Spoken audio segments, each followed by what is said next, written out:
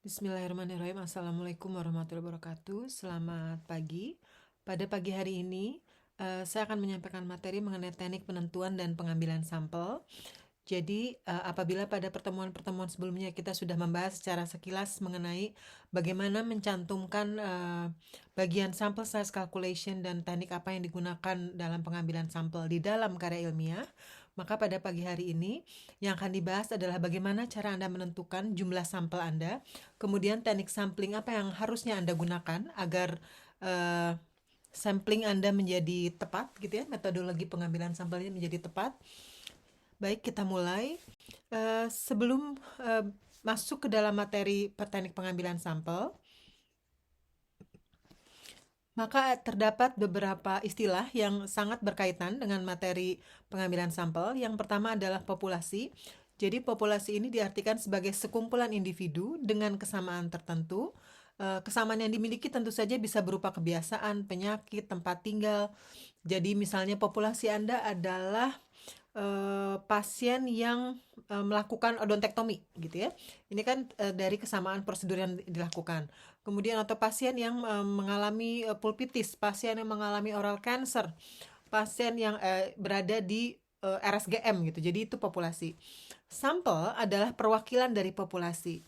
Karena istilahnya adalah perwakilan, maka sampel harus selalu memenuhi apa saja unsur-unsur dari populasi. Jadi kalau di populasi, let's say, ada yang kurus, ada yang gemuk, ada yang putih, ada yang berkulit gelap, ada yang pendek, ada yang tinggi, gitu ya. Maka semua ini harus terwakili, gitu.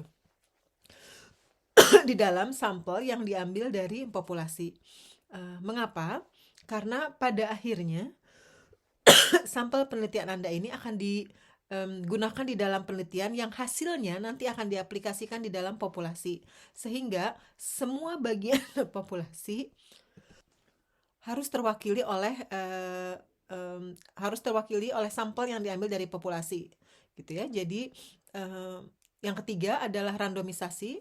Randomisasi ini adalah upaya menempatkan sampel secara acak yang dilakukan untuk mempertinggi kemungkinan sampel untuk dapat menyerupai dan mewakili populasi. Sebab kadang kita tidak tahu bahwa di populasi ini yang kurus ini ada berapa, yang gemuk ada berapa, yang tinggi ada berapa, gitu ya. Jadi dengan melakukan randomisasi, maka kemungkinan setiap komponen populasi untuk ada di setiap grup tuh ada, gitu. Jadi di grup kontrol misalnya ada yang kurus, ada yang gemuk, ada yang tinggi, ada yang dan lain-lain. Begitu pula di grup eksperimen, gitu. Jadi randomisasi mempertinggi kemungkinan ini. Jadi kemungkinan sampel semua unsur populasi ada di grup kontrol itu ada. Kemungkinan semua unsur populasi untuk ada di grup eksperimen juga ada, gitu. Berikutnya kita akan masuk kepada jenis-jenis teknik pengambilan sampel. Jadi secara garis besar kalau berdasarkan teracak atau tidaknya, gitu ya, maka pengambilan sampel ini ada yang namanya non probability sampling technique, ada yang namanya probability sampling techniques. Untuk yang non probability sampling technique ini ada yang terbagi menjadi convenience sampling, judgmental sampling, quota sampling, dan snowball sampling. Ini nanti kita jelaskan semua di belakang. Kemudian ada juga simple random sampling, systematic sampling, stratified sampling, cluster sampling, dan teknik sampling yang merupakan perpaduan dari berbagai kategori-kategori ini. Jadi kadang-kadang kalau untuk penelitian yang sangat besar dan sangat kompleks, maka terkadang kita menggabungkan beberapa teknik sampling untuk memudahkan proses sampling tekniknya, proses pengumpulan sampelnya, gitu. Ini kita jelaskan satu-satu. Yang pertama adalah probability sampling. Jadi pada teknik probability sampling ini atau teknik sampel probabilitas, maka teknik pengambilan sampel memberikan kesempatan yang sama pada setiap anggota populasi untuk terpilih. Jadi ini benar-benar Anda ngambilnya tuh berdasarkan teori probabilitas, gitu ya. Dengan probability sampling ini, maka fenomena yang terdapat pada populasi biasanya insya Allah terwakili. Karena ngambilnya berdasarkan teknik probabilitas, maka Ada kemungkinan yang gemuk terambil, yang kurus terambil, yang tinggi terambil, yang pendek terambil, yang kulit terang terambil, kulit gelap terambil gitu ya. Jadi ini sebenarnya merupakan teknik probabilitas yang paling valid untuk digunakan karena setiap anggota populasi memiliki kemungkinan untuk terpilih. Probability sampling ini terbagi menjadi beberapa teknik. Jadi yang pertama itu ada simple random sampling, di mana setiap anggota populasi memiliki kemungkinan yang sama untuk terpilih. Jadi, let's say Anda mau melakukan survei pada penduduk Jawa Barat gitu ya, mereka semua yang tinggal di Jawa Barat mengenai apakah sudah mengalami nyeri gigi atau belum gitu selama 6 bulan terakhir. Maka ini siapapun yang Anda temui di jalan, Anda tanya gitu, mau bersediakah untuk ikut surveinya? Bersediakah untuk ikut surveinya? Jadi siapapun yang Anda temui itu namanya simple random sampling. Jadi Anda nggak pakai pola tertentu, siapa saja memiliki kemungkinan yang sama. Satu-satunya pola misalnya Anda ya, atau aturan yang Anda tetapkan adalah mereka harus berusia 18 tahun ke atas misalnya gitu ya. Karena penelitian Anda ceritanya memang dimaksudkan untuk dilakukan pada mereka yang berusia 18 tahun ke atas. Tapi kalau sudah begini maka ini setiap anggota populasi menjadi terwakili oleh Anda. Maka ini merupakan teknik pengambilan sampel yang sebenarnya sempurna sekali, bagus sekali gitu. Yang kedua adalah systematic sampling. Jadi pada systematic sampling ini pengambilan sampel dilakukan dengan menggunakan sistem tertentu. Jadi misalnya Anda tahu ada 1.000 orang di dalam populasi yang akan Anda teliti. Ada 1.000 pasien odon yang jangan pasien odon deh. Ada 1.000 orang yang misalnya berada di sekolah yang akan Anda survei gitu ya. Anda mau survei di kelas 3 SMA nih gitu. Terus ada 1.000 murid gitu. Nanti itu semua nama Anda urutkan, kemudian orang yang ke urutan ke 0, ke 10, ke 20, ke 30, ke 40 itu yang jadi ini survei Anda. Itu juga sama. Itu juga random sampling atau berdasarkan teknik probabilitas tapi menggunakan sistem tertentu. Jadi bisa orang ke 10, bisa orang ke 5, bisa semua yang dari setiap abjad diambil satu gitu ya misalnya, terserah lah, tapi ada sistemnya. Tapi tetap random. Jadi karena Anda tidak tahu sebenarnya orang ke 10 itu siapa, orang ke 13 orang ke 20 itu siapa, ke 30 siapa dan seterusnya gitu. Yang ketiga adalah stratified sampling. Jadi pada stratified sampling sebentar ya. Pada nanti stratified sampling ini kita jelaskan lagi di dalam di bagian selanjutnya dengan lebih jelas, tetapi secara singkat stratified sampling ini adalah populasi dibagi ke dalam kelompok-kelompok atau grup gitu. Jadi randomisasinya itu di tingkat grup. Ada lagi yang mirip dengan stratified sampling tapi masih memiliki perbedaan adalah cluster random sampling. Jadi populasinya dibagi ke dalam cluster-cluster, kemudian cluster ini dipilih secara acak. Kalau pada stratified sampling tidak seluruh anggota grup dipilih, tapi kalau dipilih sebagai sampel, tapi kalau pada cluster random sampling, maka seluruh anggota cluster dipilih menjadi sampelnya. Nanti di bagian belakang ada ininya, ada penjelasannya dengan lebih jelas dengan gambar supaya Anda lebih terbayang gitu ya. Yang berikutnya adalah multi-stage random sampling. Ini jadi kalau misalnya kita pertama pakai stratified sampling, terus kemudian di level kedua kita pakai simple random sampling. Maka ini dinamakan multi-stage random sampling. Ini penjelasan mengenai stratified random sampling. Jadi untuk stratified random sampling ini ada yang namanya proportional stratified random sampling, di mana subsampelnya harus sesuai dengan jumlah populasi. Jadi misalnya Anda tahu bahwa di populasi itu ada let's say 10 yang gemuk, 10 yang kurus, 10 yang tinggi, 10 yang pendek gitu ya. Maka untuk proportional stratified random sampling, ketika Anda mengambil jumlah sampel, karena Anda tahu bahwa ada 10, 10, 10, 10, maka yang masuk ke dalam sampling Anda itu harus 4 kurus, 4 gemuk, 4 tinggi, 4 pendek gitu. Kan nggak semuanya diambil ya, namanya juga sampling. Jadi meskipun jumlahnya Anda kecilkan, tetapi jumlahnya harus sama. Karena Anda tahu ada 10 ini, 10, 10, 10 gitu ya. Jadi Anda sesuaikan. Disproportional stratified random sampling, jumlah sampel sampel dibuat sama tanpa memperhatikan proporsi pada populasi. Jadi meskipun di populasi misalnya yang gemuk tuh ada let's say 30, tapi ketika masuk ke dalam stratified random sampling semuanya dibuat sama. Jadi ada 4 kurus, 4 gemuk, tetap aja sesuai yang tadi di atas gitu ya. Padahal misalnya jumlah yang gemuk jauh lebih banyak, jumlah yang tinggi lebih banyak. Tapi ketika masuk ke dalam sampling eh, ya tetap aja harus sama. Pokoknya 4 kurus, 4 gemuk gitu. Sebab dianggap toh eh, gemuk ya gemuk, kurus ya kurus gitu ya. Jadi tidak perlu dibedakan meskipun jumlah yang gemuk tuh misalnya lebih banyak gitu di dalam populasi. Pendek ya pendek, tinggi ya tinggi gitu, sudah tidak perlu berdasarkan jumlahnya. Nanti diterapkan saja sendiri untuk yang gemuk bagaimana hasilnya, untuk yang kurus bagaimana hasilnya gitu ya. Apakah hasil penelitiannya ini ada perbedaan antar berat badan atau tidak. Pokoknya sudah terwakili gitu.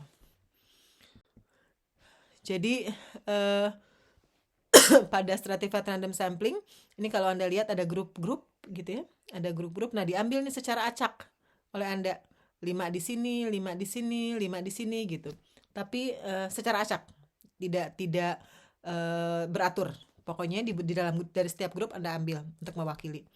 Perbedaannya dengan cluster sampling, perhatikan bahwa misalnya kalau pada stratified sampling itu jumlahnya yang diambil tuh random gitu ya. Jadi ini ada random sampling ya. Ini ada grup.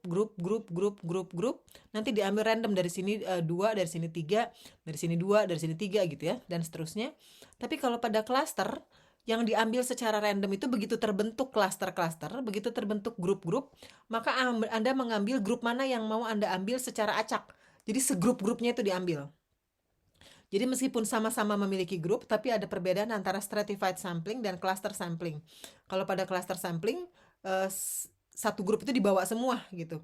Grup mana yang mau Anda ambil, itu yang dirandomisasi. Jadi terserah Anda mau mengambil grup yang mana gitu. Oke, jadi untuk one stage cluster sampling itu tadi seperti yang saya sampaikan di depan, jadi diambil satu grup, satu cluster gitu secara acak. Untuk two stage cluster sampling, ini berikut penjelasannya di slide berikutnya. Two stage cluster sampling, jadi misalnya Anda ingin mengambil sampel ini pasien oral karsinoma dari rumah sakit di seluruh Indonesia. Pada tahap clustering yang pertama, Anda mengelompokkan rumah sakit itu berdasarkan kotanya gitu. Maaf ya. Setelah kota-kotanya terpilih, maka kan Anda punya daftar tuh di kota Bandung misalnya rumah sakitnya apa saja yang menerima pasien oral karsinoma gitu. Di Jakarta mana, di Bekasi mana, Tasikmalaya mana, Surabaya mana gitu ya. Nanti Anda pilih nih secara rumah sakitnya secara acak. Jadi let's say misalnya dari Bandung mau Hasan Sadikin, dari Jakarta mau Siloam gitu misalnya. Nanti seluruh pasien karsinoma dari rumah sakit yang Anda pilih itu tuh Anda ambil semuanya sebagai sampel. Maka itu namanya cluster sampling, tapi yang berlangsung secara two stage gitu. Jadi pertama dipilih dulu kota, dari kota masuk ke rumah sakit, dari rumah sakit baru seluruh grup pasien itu diambil secara keseluruhan cluster sampling pasien karsinoma. Sebab kan misalnya dalam rumah sakit tersebut ada macam-macam pasien kanker ya gitu, tapi atau pasien karsinoma, tapi yang Anda ambil tuh yang oral karsinomanya gitu. Jadi itu namanya two stage random sampling. Berikutnya adalah teknik pengambilan sampel di mana anggota populasi tidak memiliki kesempatan yang sama untuk terpilih dan dikenal dengan nama non-probability sampling. Jadi pada non-probability sampling ini kita memiliki kriteria inklusi dan eksklusi yang cukup rumit. Ini yang biasanya kita lakukan. Jadi kalau untuk penelitian kesehatan kita nih biasanya sih masuknya non-probability sampling gitu ya. Kecuali Anda mau melakukan survei yang nggak terlalu banyak kriteria inklusi eksklusi.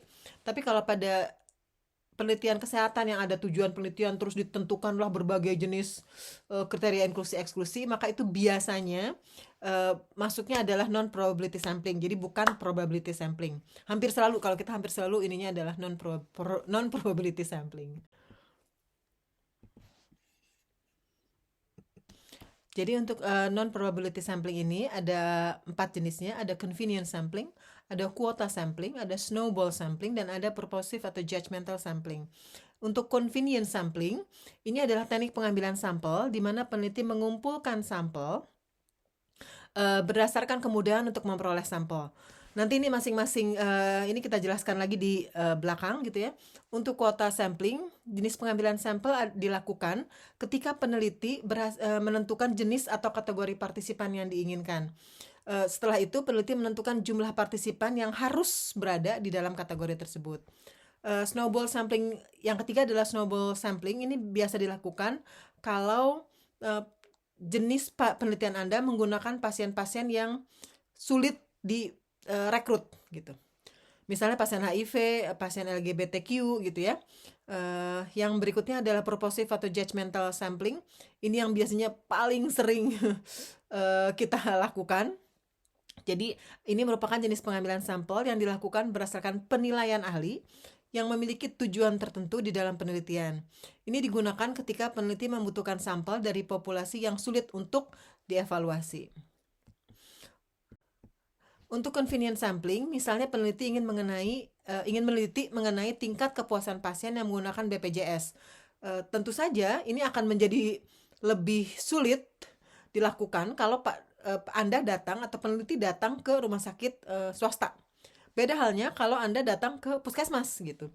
Jadi memang karena tujuannya adalah untuk mengumpulkan sampel semudah mungkin, maka si peneliti menggunakan teknik convenience sampling di mana dia akhirnya pergi ke puskesmas, mudah sekali didapat gitu ya pasiennya. Apakah ini mewakili populasi? Tidak, tentu tidak, sebab pada populasi juga ada pada kenyataannya misalnya mereka yang dengan tingkat ekonomi tinggi, tingkat ekonomi yang baik gitu, yang pernah yang memang menggunakan BPJS gitu. Itu tentu saja golongan itu jadi mungkin kurang terwakili kalau peneliti hanya datang ke puskesmas gitu. Jadi itu sebabnya convenience sampling ini dikatakan tidak sepenuhnya mewakili populasi gitu. Untuk kuota sampling, jadi peneliti ini membagi populasi menjadi grup-grup tertentu. Misalnya berdasarkan tingkat pendidikan, jenis kelamin, usia, dan sebagainya gitu ya. Setelah itu, peneliti mengambil sampel dari masing-masing grup tersebut hingga jumlah sampel yang diperlukan oleh peneliti terpenuhi. Jadi, lagi-lagi ini tidak sepenuhnya mewakili populasi, sebab misalnya mungkin saja ada orang yang tidak bersekolah gitu ya, atau misalnya karena mau jenis kelamin yang ditentukan misalnya hanya perempuan saja, maka dan laki-laki tidak akan diteliti di dalam penelitian, maka tentu saja tidak applicable untuk mereka yang berjenis kelamin laki-laki gitu penelitiannya pada akhirnya. Karena misalnya dilakukan pada mereka yang berusia 18 tahun ke atas, maka tentu saja at the end ini tidak mewakili mereka yang berusia 18 tahun ke bawah dan seterusnya gitu ya. Maka kuota sampling ini tentu saja tetap valid, tetapi tidak bisa dikatakan mewakili populasi secara keseluruhan. Kemudian yang berikutnya bukan tidak mewakili populasi keseluruhan, tetapi setiap anggota populasi tidak memiliki kesempatan yang sama untuk terpilih di dalam penelitiannya gitu. Untuk snowball sampling, ini seperti yang tadi saya katakan di depan adalah ketika sampel sulit diperoleh. Jadi misalnya penderita HIV atau komunitas LGBTQ. Kan di Indonesia memang tidak secara norma gitu ya, tidak lazim seseorang misalnya membanggakan bahwa dirinya adalah golongan LGBTQ atau secara terbuka mengatakan bahwa pendirinya adalah penderita HIV gitu, karena khawatir akan stigma negatif yang masih ada di masyarakat. Maka biasanya nih kalau peneliti mau melakukan penelitian mengenai komunitas-komunitas tertentu yang pasiennya sulit, direkrut dulu nih satu orang yang misalnya peneliti sudah tahu bahwa memang kebetulan adalah penderita atau masuk ke dalam komunitas tertentu dan bersedia untuk menjadi sampel. Setelah bersedia, maka berikutnya diminta kepada sampelnya ini bisa nggak narik temannya yang mempunyai kriteria kurang lebih sama dengan yang bersangkutan yang sudah bersedia gitu, dan seterusnya sampai nanti jumlah sampelnya terpenuhi. Makanya ini jenis pengumpulan atau teknik pengumpulan sampel seperti ini dinamakan teknik snowball sampling. Berikutnya adalah purposive sampling. Inilah yang tadi saya katakan yang paling sering kita lakukan. Jadi peneliti memiliki kriteria inklusi dan kriteria eksklusi. Keikutsertaan sampel adalah berdasarkan kriteria tersebut gitu. Saya kira kita sudah pernah membahas pada pertemuan sebelumnya mengenai kriteria inklusi dan eksklusi. Jadi tidak akan dibahas lebih lanjut di sini.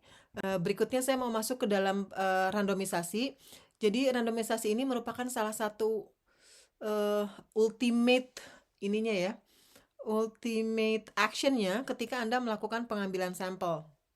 Jadi harus selalu diupayakan untuk diterapkan.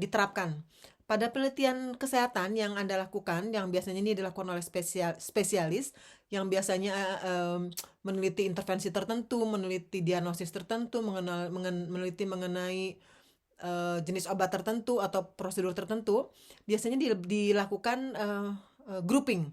Ada grup kontrol, ada grup eksperimen. Siapa yang masuk ke dalam grup kontrol dan siapa yang masuk ke dalam grup eksperimen itu usahakan harus selalu dilakukan secara acak gitu. Yang paling sederhana tuh Anda bisa menggunakan kayak orang arisan gitu ya. Jadi kayak gelas terus ditutup terus ada gulungan kertasnya. Yang pertama gulungannya berisi, let's say, tulisannya adalah kontrol, yang kedua adalah eksperimen.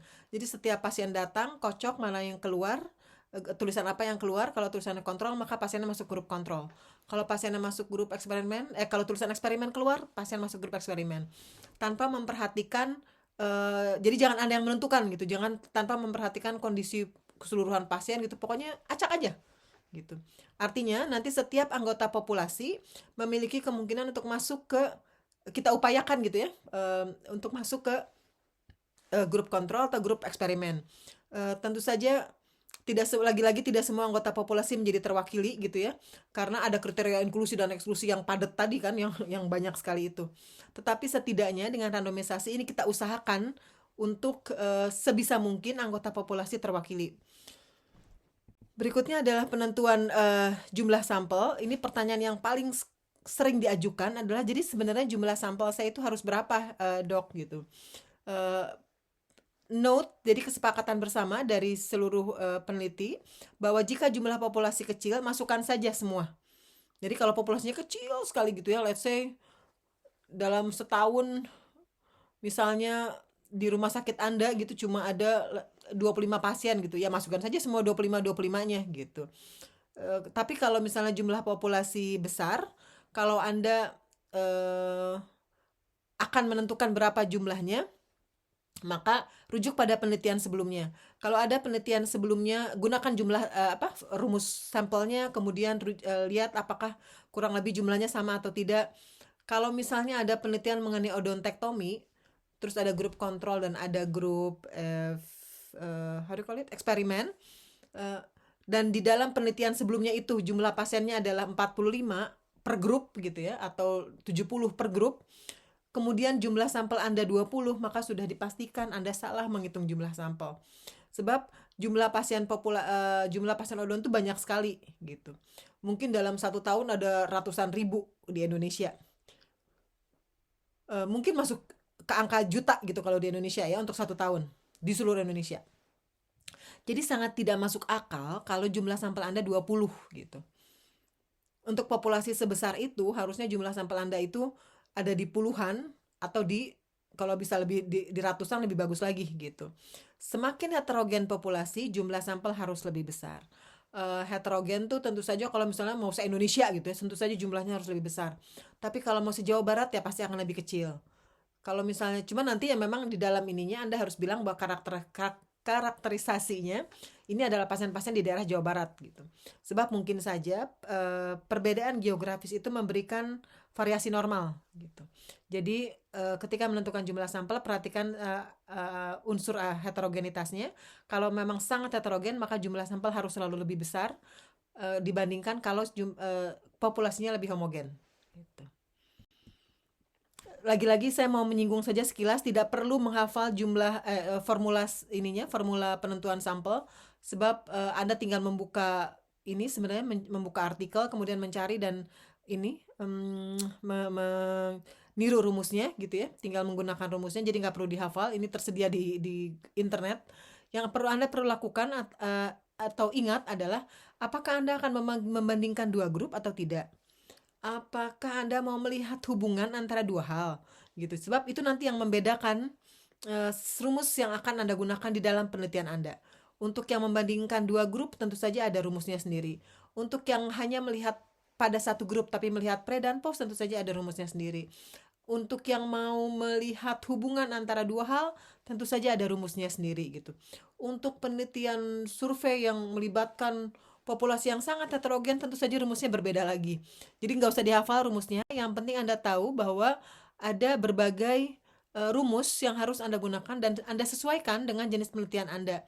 Ini kalau Anda lihat judulnya, maka ini ada for quantitative variable. Jadi ini yang harus Anda perhatikan.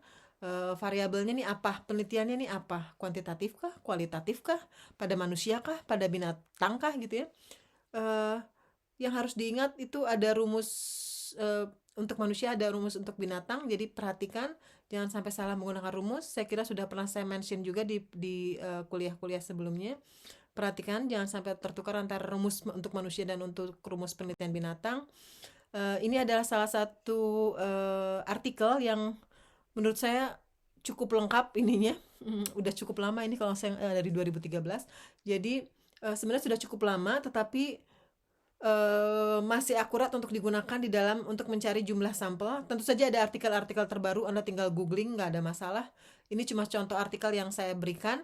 Jadi kalau Anda mau tahu rumus apa yang harus Anda gunakan, Anda bisa gunakan kata kunci sample size, calculation, study design, medical research. Itu kata kuncinya, nanti keluar artikelnya gitu. Yang terakhir saya mau membahas sedikit mengenai nilai P. Jadi ini banyak sekali kesalahpahaman mengenai nilai P, maka saya luruskan sedikit. Jadi kalau Anda sudah melakukan uji statistik, jangan mencantumkan p-value, tapi cantumkan di dalam ininya adalah nilai P, karena value itu diterjemahkan sebagai nilai dan P itu it remains P. P-nya tentu saja hurufnya kecil, bukan P besar. Ini kebetulan karena di dalam PowerPoint aja menjadi besar gitu ya. Tapi nilai P ini merupakan indikator kesalahan yang mungkin terjadi pada penelitian Anda. Itu sebabnya nilainya dibuat minim sekali. Yang paling sering digunakan adalah P lebih kecil dari 0,05. Artinya, itu Anda memperkirakan. Kalaupun terjadi kesalahan, maka kemungkinan kesalahan yang terjadi itu di bawah 5%. Ya, kalau ada lagi yang peneliti ini yakin sekali, P-nya itu dibikin 0,01 gitu. Kalau ini yang dilakukan peneliti, maka peneliti yakin sekali dengan metodologinya dan yakin sekali bahwa hasil perhitungan analisis statistiknya itu benar dan kesalahan yang mungkin terjadi itu hanyalah di bawah 1%. Sedemikian ininya, sedemikian yakinnya peneliti gitu. Semakin kecil nilai P, maka semakin tinggi validitas penelitian. Jadi si peneliti ini semakin yakin bahwa penelitian ini benar, insya Allah benar, hampir benar gitu ya, karena 99% dia yakini tidak ada kesalahan. Jadi kalaupun ada kesalahan itu hanya di bawah 1% gitu. Itu sama saja si peneliti dengan mengklaim bahwa insya Allah nggak ada kesalahan sama sekali gitu ya. Jadi itu artinya nilai P, dan ini biasanya Anda gunakan untuk melihat let's say Anda mau melihat perbedaan antara dua hal, maka si nilai P ini biasanya tercantum sebagai yang mencerminkan signifikansi gitu ya. Perbedaan antara A dan B ini artinya Anda juga menyampaikan bahwa Anda meyakini bahwa ada perbedaan ini, dan kesalahan bahwa Anda yakin perbedaan itu ada, itu hanyalah di bawah 0,05 gitu. Saya kira itu yang bisa disampaikan. Ini ada salah satu quote yang menurut saya sangat menarik. Einstein mengatakan, stay away from negative people, they have a problem for every solution. Jadi kalau kita yang normal itu mencari solution for every problem, negative people itu they have a problem for every solution. Dan saya kenal sekali ada orang-orang yang begini. Kalau ini jauhi, kalau Anda ketemu jauhi, kenali dan jauhi gitu ya. Ada pertanyaan?